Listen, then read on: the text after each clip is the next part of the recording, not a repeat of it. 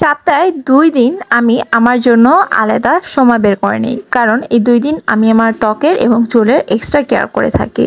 তো আজকে আমার চুলের কেয়ার করার ডেট, সো আমি আমার সুন্দরভাবে চুলে অয়েলিং করব। সো আমি চিন্তা করলাম তোমাদের সাথে একটু শেয়ার করি আমি কিভাবে আমার চুলে অয়েলিং করি। তোমরা অনেকেই মনে করো যে চুলে তেল দেওয়ার পর চুলে জট ছাড়ানো বেটার, বাট আমি বলবো নো।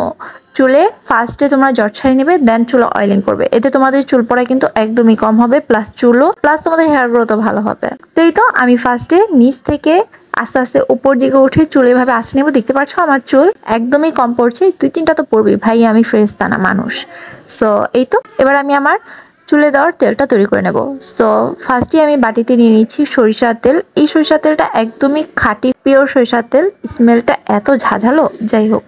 তারপর আমি এখানে একদম সামান্য একটু সরিষার তেল নিয়েছি, তোমরা দেখতে পাচ্ছ একদম আধা চামচের মতো। হ্যাঁ, 2-3 চামচ নেওয়ার প্রয়োজন নেই, কারণ সরিষার তেল কিন্তু অনেকটা ঠিক হয়। স্ক্যাল্পে দেখা যায় তোমরা ভালোভাবে শ্যাম্পু না করলে স্ক্যাল্পে লেগে থাকবে। তারপর আমি এখানে নিয়ে নিচ্ছি কোকোনাট অয়েল, তারপর অলিভ অয়েল, তারপর নিয়ে নিচ্ছি একটা হার্বাল অয়েল। এই সব কিছু খুব সুন্দরভাবে মিক্স করার পর তারপর আমি আমার চুলে অ্যাপ্লাই করব। একটা কথা মনে রাখবে, তোমরা যখন চুলে তেল দিবে তখন অবশ্যই সময় নিয়ে তেলটা দিবে। এতে তোমাদের হেয়ার গ্রোথটা কিন্তু খুব ভালো হবে, স্ক্যাল্প মাসাজ হবে, প্লাস তোমাদের যে ব্লাড সার্কুলার সেটা কিন্তু খুব ভালোভাবে মোশন হবে এবং তোমাদের চুল পড়া বন্ধ হয়ে নতুন চুল গজাতে হেল্প করবে। আমি স্ক্যাল্পটা মাসাজ করে করে অয়েলিংটা করছি। এটা বেটার হয় যদি তোমরা সেকেন্ড হ্যান্ড দিয়ে এই কাজটা করো। চুলে তেল দেওয়া শেষ হওয়ার পর আমি চুলটাকে আর আঁচড়াবো না, কারণ যেহেতু আমি ফার্স্টেই চুল আঁচড়ে নিয়েছি। এখন আমি চুলটাকে এইভাবে খোপা করে রেখে দিব আধা ঘন্টা বা 1 ঘন্টার জন্য। তারপর আমি চুলে শ্যাম্পু করব। তো চলো দেখাই আমি শ্যাম্পু কিভাবে করছি।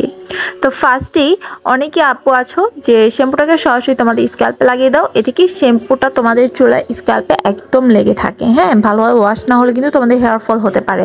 তো আমি সবসময় শ্যাম্পুটাকে পানির সাথে এইভাবে মিক্স করে দেন ইউজ করি।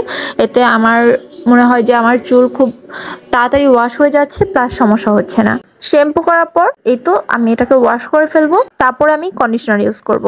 এই তো সম্পূর্ণ চুলে কন্ডিশনার ইউজ করব। চুলের গোড়ায় ইউজ করার প্রয়োজন নেই কন্ডিশনার, জাস্ট চুলের আগা থেকে আমি কন্ডিশনারটা ইউজ করব। তারপর আমি এটাকে প্রায় 5 মিনিটের মতো রেখে তারপর ওয়াশ করে ফেলবো। সো এই তো চুল শুকিয়ে যাওয়ার পর তোমরা দেখছো আমার চুল ফাইনাল কত সফট আর সিল্কি হয়েছে, অনেকটা স্মুথ হয়ে গেছে।